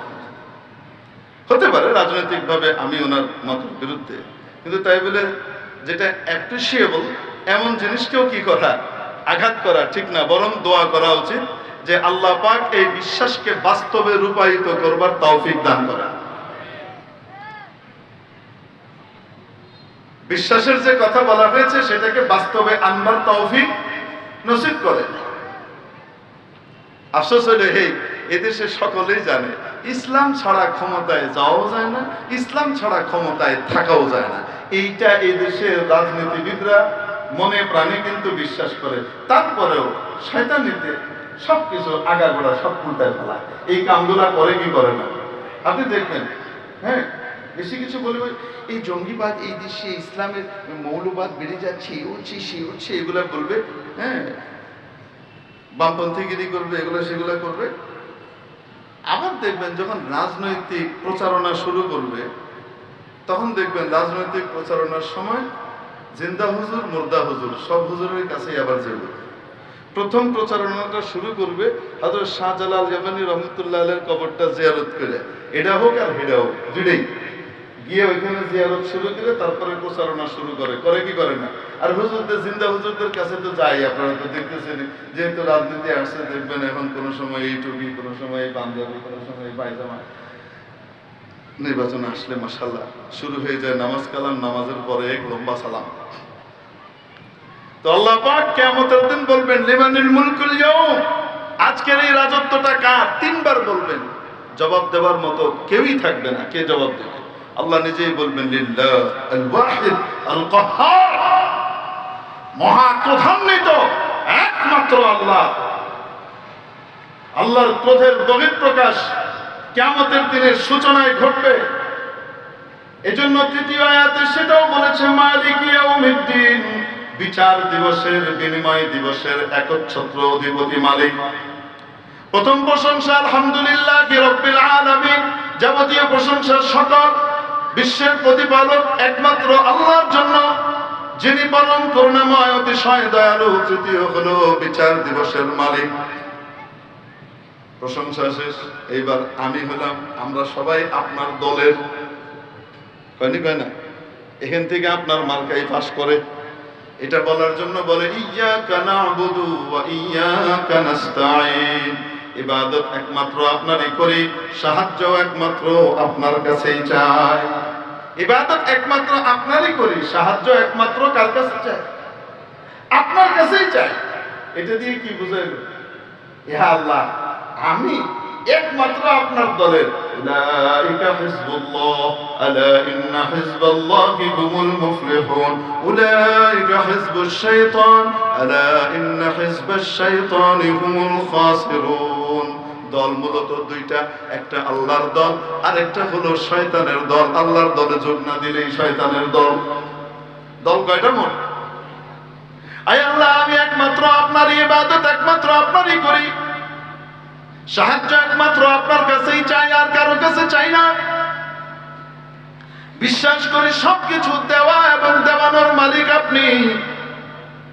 এমন নয়, নামাজ তো পড়ি এবং প্রতিদিন বলি ইবাদত একমাত্র আপনারই করি, আপনার কাছেই চাই, অথচ যে জিনিস কেউ দিতে পারে না আল্লাহ ছাড়া, সেই জিনিস আবার খাজার দরবারে গিয়ে চাই। খাজা, আমার একটা সন্তান দিয়ে দেন, আমার একটা ছেলে দিয়ে দেন, একটা ফিতা বেঁধে আসে, শিখায় দেয়, এগুলা করে। এই ভুলগুলো আমাদের অনেকে করে কি করে না? আল্লাহ তাদেরকে সহি বুঝ দান করেন বলে। রাগ করার বিষয় না, বুঝানোর বিষয় যে বাবা রে, তুমি বলো কি আর করো কি। নকসমি দেখা না দে, নকসমি দেখা, নকসমি দেখা না দে, নকসমি দেখা দে, খোদামি দেখা না দে, খোদামি দেখা। কেউ দেয় না, কেউ দেওয়াইতে পারে না, দিতে পারে দেওয়ানোর মালিক একমাত্র কে? আল্লাহ। সন্তান দেওয়ার মালিক কে? লিল্লাহি মুলকুস সামাওয়াতি ওয়াল আরদ। গোটা আসমান জমিনের রাজত্ব একমাত্র কার? ইয়াখলুকু মা ইয়াশা ইয়াহাবু লিমান ইয়াশাউ ইনাসা। যাকে চান কন্যা সন্তান দেন, ওয়া ইয়াহাবু লিমান ইয়াশাউ যুকুর। যাকে চান পুত্র সন্তান দেন, আও ইউযাওয়িজুহুম যুকরানা ওয়া ইনাসা। যাকে চান পুত্র কন্যা উভয়টা দান করেন। ওয়া ইয়াজআলু মান ইয়াশাউ আকিমা। যাকে চান নিঃসন্তান রেখে দেন, কোনো দোষ নাই, কোনো ত্রুটি নাই, কিছুই নাই, কিন্তু কোনো বাচ্চা হয় না। নিঃসন্তান দম্পতি আছে না নাই? মেডিকেল টেস্টে উত্তীর্ণ কিন্তু বাচ্চা হয় না। আল্লাহ বলেন কেন এমন করি? ইন্নাহু আলিমুন কাদির। কারণ আমি সবকিছু জানি যা তুমি জানো না, এবং আমার ক্ষমতা আছে। আই হ্যাভ পাওয়ার। একটা কারণ, আমি জানি এই বাচ্চা তোমার জন্য ক্ষতির কারণ হবে, তাই দেই না। এই বাচ্চা পৃথিবীর জন্য ক্ষতির কারণ হবে, তাই দেই না, তোমাকে বাঁচাই দেই। আর আরেকটা, জানি ক্ষতি হবে না, কিন্তু আমার কুদরতার ক্ষমতা আছে, আমি আমার ক্ষমতা দেখাবো মাঝে মাঝে। ওরা পৃথিবীবাসীকে দেখো, সন্তান দেওয়ার মালিক কে? আরো আসতে বলেন কে? আল্লাহ বলেন আমি। সেই সন্তান কিভাবে খাজার কাছে, অমুক তমুকের কাছে চাওয়া যায়? আবার আমি বলি ইয়াকা না'বুদু, আল্লাহ ইবাদত একমাত্র আপনার কাছেই, আপনারই করি। আবার ওয়া ইয়াকা নাস্তাইন, আপনার কাছেই সাহায্য চাই। এই হলো কার্টেসি, আপনার দলই ইয়া। এরপরে গিয়ে আসল দোয়া, আসল চাওয়া। একটু দৃষ্টি দিলে আমার এটা হয়ে যায়। সেটা কি? ইহদিনাস সিরাতাল মুস্তাকিম। আমাকে সিরাতে মুস্তাকিমের হেদায়েত দেন। সিরাতে মুস্তাকিম কোনটা? এটার ব্যাখ্যা পরের আয়াতে দিয়েছেন। কিভাবে দিয়েছেন আপনাদেরকে জিজ্ঞেস করব, ভুল হলে ঠিক করে দিয়ে। এভাবে দিয়েছেন, সিরাতাল কুরআনি ওয়াল হাদিস। এটা বলেছেন। কি বলেছেন? সিরাতাল্লাযীনা আন'আমতা আলাইহিম। তাদের পথ যাদের উপরে আপনার করুণা বর্ষণ করেছেন, আপনি দয়া করেছেন যাদের উপরে, তাদের পথ। গায়রিল মাগদুবি আলাইহিম ওয়ালাদ-দাল্লিন। তাদের পথ নয় যাদের উপরে আপনার অভিশাপ পড়েছে বা বিভ্রান্ত হয়ে গেছে, তাদের পথ নয়, ইহুদি নাসারার পথ নয়। আয় আল্লাহ, আপনার মুনআম আলাই বান্দা যারা, তাদের পথ আপনি আমাদেরকে দেখান। তাদের পথ কোনটা? তারা কারা? فأولئك الذين أنعم الله عليهم من النبيين والصديقين والشهداء والصالحين وحسن أولئك رفيقا فأولئك مع الذين أنعم الله عليهم من النبيين والصديقين والشهداء والصالحين। চার প্রকারের লোক। এক নম্বর হলো নবী রাসূল, والصديقين দুই নম্বর সিদ্দিক যারা, সিদ্দিক কাদেরকে বলে? বিশেষ কিছু গুণাবলী যাদের কাছে থাকে, আলা দরজার ওলি, এক কথায়। ওয়াসশুহাদা, শহীদরা, ওয়াসসালিহিন, নেককার বান্দারা, তাদের পথ আমাদেরকে দেখান। তাদের পথ, এই নেককারদের ভিতরে সবচাইতে উপরের তবকা যেটা, তাদের নাম হলো সাহাবা। ওলিয়া উলিয়ার ভিতরে সবচেয়ে উপরের তবকা যেটা, তাদের নাম হলো সাহাবা। আল্লাহওয়ালাদের ভিতরে সবচাইতে উপরের তবকা যেটা উম্মতের ভিতরে, তাদের নাম হলো সাহাবা। তারা কারা? সাহাবা। এই সাহাবায়ে কেরামের পরিপূর্ণ অনুসরণ যারা করবে, তাদের জন্য রব্বুল আলামিন জান্নাতের বাগান বাড়ি তৈরি করে রেখেছেন। এখন আসেন একটা কথা বলি, আপনাদেরকে কনফিউজ করে দেয় মাঝে মাঝে। কি বলে? চার মাযহাব তো চার দল, আর নবীজি বলছেন আমার উম্মত 73 ফেরকায় ভাগ হবে, এক দল জান্নাতি, 72 দল কি হবে? জাহান্নামী। বলে কি বলে না? তো এক দলের না জান্নাতি, তো চার মাযহাবের কোন মাযহাব, কোন দলটা জান্নাতে যাবে? এরকম একটা খোঁচা আপনার মনের ভিতরে দেয় কি দেয় না? তার মানে হলো বোঝায় দেয় এই চার মাযহাব হলো 72-এর ভিতরে, আর এক নম্বর যেটা হিয়ান আমরা যারা সুন্দর ব্যানার লাগাই, আলে অবশ্য ব্যানার লাগাইছে খুব সুন্দর, কানা ছেলের নাম পদ্মলোচন।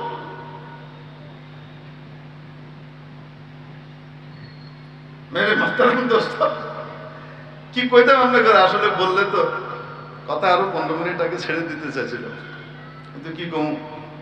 সাহাবায়ে কেরাম ইনাদেরকে আল্লাহ তাবারাকা ওয়া তাআলা হকের মাপকাঠি বানাইছেন, এদের মতো হইলে যারা হবে তারাও নাজাত পেয়ে যাবে। আচ্ছা, ইনাদের কথা অনুযায়ী হাদিসের ব্যাখ্যা তারা কি করে? একদল জান্নাতি মানে তারা, আর 72 দলের ভিতরে চার মাযহাব। বলে কি বলে না? হাদিস তো বলে কয় দল যাবে জান্নাতে, আর 72 দল। হাদিস বলে এটা, আর কোরআন বলে কয়টা? দেখেন তো দেখি, 11 নম্বর পারার 2য় পৃষ্ঠার প্রথম আয়াত। কোরআন বলে 3 দল জান্নাতে যাবে। কয় দল? আসতে বলেন, কয় দল? 3 দল। ওয়াসাবিকুনাল আউয়ালুনা মিনাল মুহাজিরিন। এক নম্বর হলো সাহাবীদের ভিতরে আপনারা জানেন কর্মপন্থার দিক থেকে 2 দলে বিভক্ত ছিলেন। এক দল ছিলেন যারা ঘরবাড়ি সব ত্যাগ করে ছেড়ে দিনের জন্য হিজরত করেছেন, তাদেরকে বলা হতো মুহাজির, বহুবচন মুহাজিরুন, মুহাজিরিন। আর আরেক দল ছিলেন যারা তাদেরকে বুকে বরণ করে নিয়েছিলেন, সব রকমের সহযোগিতা দিয়েছিলেন মদিনার সাহাবীরা, তাদেরকে বলা হতো কি? আনসার। আনসারের বহুবচন আনসার। والسابقون الأولون من المهاجرين والأنصار। মুহাজির এবং কি আনসার কয় দল হলো? 2 দল। والذين اتبعوهم بإحسان। আর যারা পরিপূর্ণভাবে তাদের অনুসরণ করবে, মুহাজির এবং আনসারীদের পরিপূর্ণ অনুসরণ করবে, আল্লাহ পাক বলেন রাদিয়াল্লাহু আনহুম ওয়া রাদু আন। তাদের উপরে আল্লাহ খুশি, তারাও আল্লাহর উপরে খুশি। তারা এত দামি যে আল্লাহ তাদের খুশিরও এতেবার করেন। আল্লাহ তাদের উপরে খুশি, তারাও আল্লাহর উপরে খুশি। ওয়া আ'আদ্দা লাহুম জান্নাত। এবং তাদের জন্য তৈরি করে রেখেছেন। কয় দলের কথা বলছেন? আসতে বলেন, কয় দল? এই 3 দলের ব্যাপারে বলতেছেন। ওয়া আ'আদ্দা লাহুম জান্নাত। এবং তাদের জন্য তৈরি করে রেখেছেন এমন সব বাগান বাড়ি সমূহ, বাগান সমূহ, তাজরি তাহতাহাল আনহারু, যার তলদেশ দিয়ে নির্ঝরণ সমূহ প্রবাহিত হতে থাকবে। খালিদিনা ফিহা, চিরকাল সেখানে থাকবে আবাদা। যালিকাল ফাওজুল আযীম। এটাই হলো সবচাইতে বড় সাফল্য আর কামিয়াবি। তাহলে কয় দল জান্নাতি? আসতে বলেন। হাদিস বলে এক দল, কোরআন বলে কয় দল? কোরআন আর হাদিসের ভিতরে কন্ট্রাডিকশন হতে পারে না। আসল ঘটনা কি? যে একদল জান্নাতি বলা হয়েছে, সেই একদল কারা? যাদের মধ্যে 4টা বৈশিষ্ট্য থাকবে। কয়টা বৈশিষ্ট্য? যাদের মধ্যে এই 4টা বৈশিষ্ট্য থাকবে, যারা যেই নামই নেক না কেন, তারা আসলে ওই এক দলের অন্তর্ভুক্ত। এবং এই যে 3 দলের কথা বলা হলো, মুহাজির, আনসার, তাবেঈন, এই 3 দল নামে 3 দল, কিন্তু মৌলিকভাবে ওই চার বৈশিষ্ট্য এদের ভিতরে থাকার কারণে এরা আসলে কয় দল। ঠিক তেমনি ভাবে ওই চারো মাযহাব, হানাফি, মালিকি, শাফি, হাম্বলি, এই চারো মাযহাব নামের দিক থেকে ভিন্ন হলেও কর্মপন্থায় সামান্য শরঈ ইখতিলাফ থাকলেও ফুরুঈ মুআমালার ভিতরে কিন্তু মৌলিকভাবে ওই চার বৈশিষ্ট্য এদের ভিতরে থাকার কারণে চার দল আসলে কয় দল? এক দল। এজন্য মনে রাখবেন, সাহাবায়ে কেরামকে আল্লাহ রাব্বুল আলামিন হক এবং বাতিল নির্ণয় করার মাপকাঠি বানিয়েছেন। যাদের আমল সাহাবীদের সাথে মিলবে, আমার আগে হযরত মাওলানা হামিদ জাহেরি সাহেব দাওয়াত বারাকাতুহু মাগরিবের পরে গালিবান এই সংক্রান্ত আলোচনা করতেছিলেন। আমি যখন এসে ঢুকছি তখন হযরত ইরবাদ ইবনে সারিয়া রাদিয়াল্লাহু তাআলা আনহু সেই হাদিস খানা উনি পড়তেছিলেন।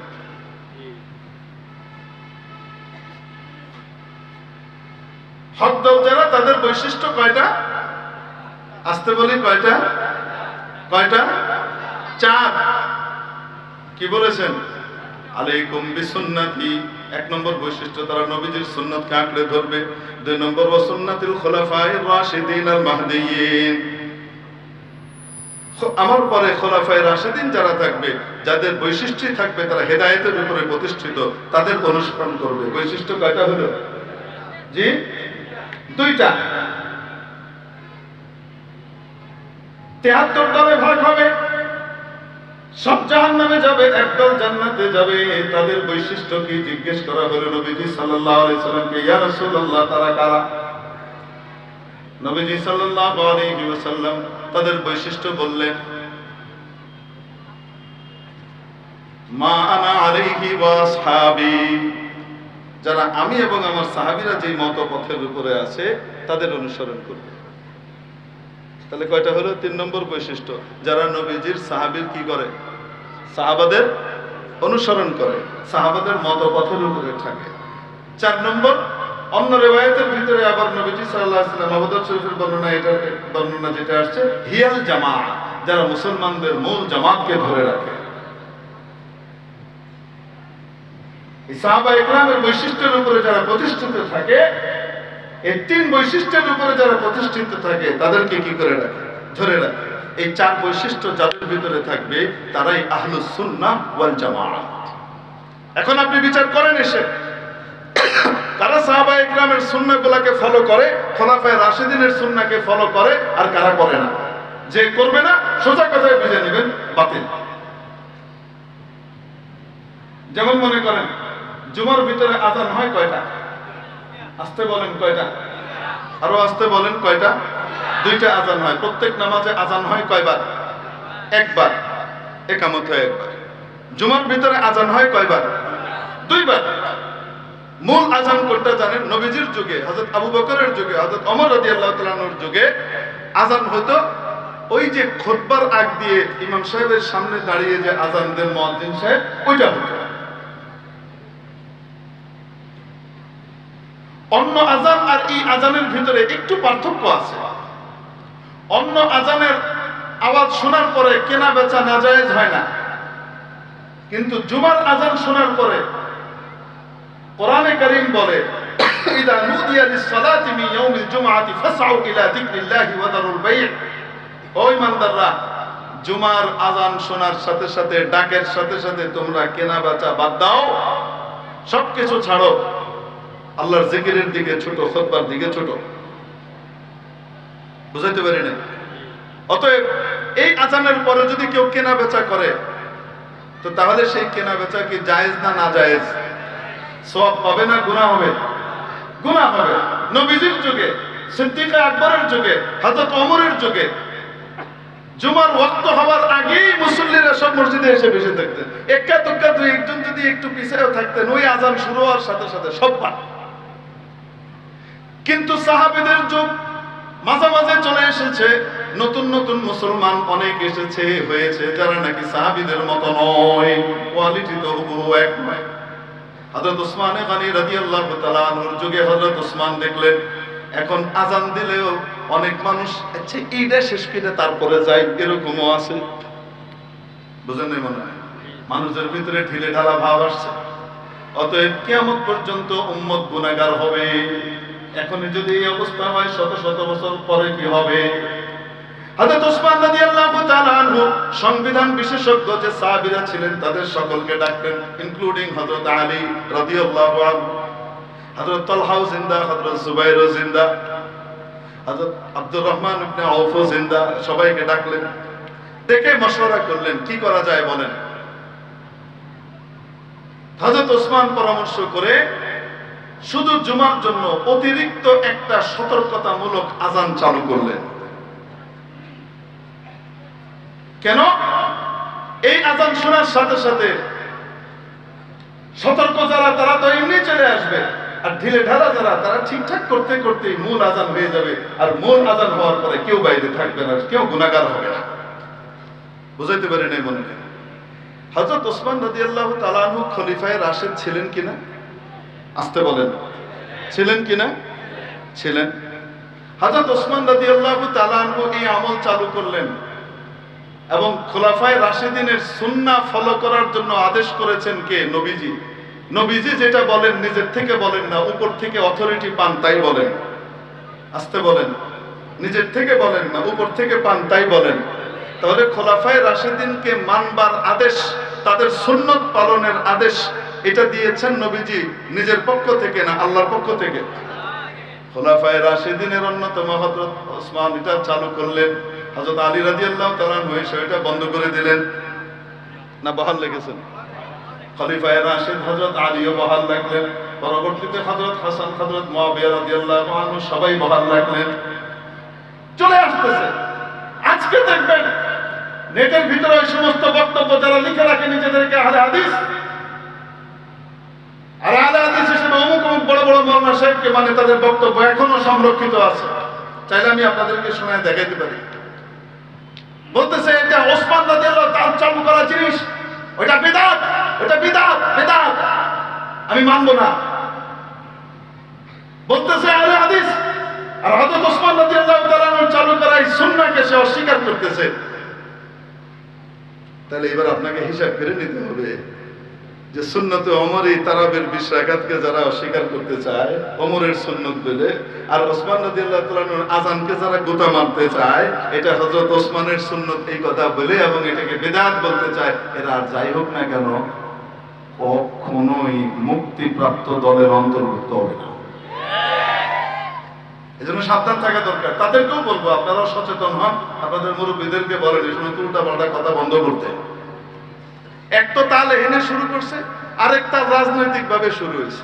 এমপি পদপ্রার্থী একবার হযরত খাদিজার লয়ে টানাটানি করে, একবার হযরত ওমর রাদিয়াল্লাহু তাআলা আনহুর টানাটানি করে। আরে আছে না নাই?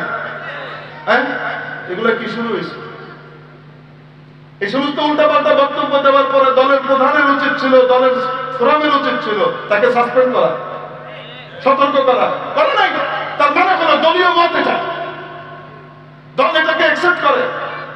যেই দল সাহাবায়ে কেরামের ব্যাপারে অবমাননামূলক কথাবার্তাকে অ্যাকসেপ্ট করে আর বরদাস্ত করে, টলারেট করে, এই দল দিয়ে আর যাই হোক না কেন ইসলাম কায়েম হবে না, অন্য কিছু হইতে পারে।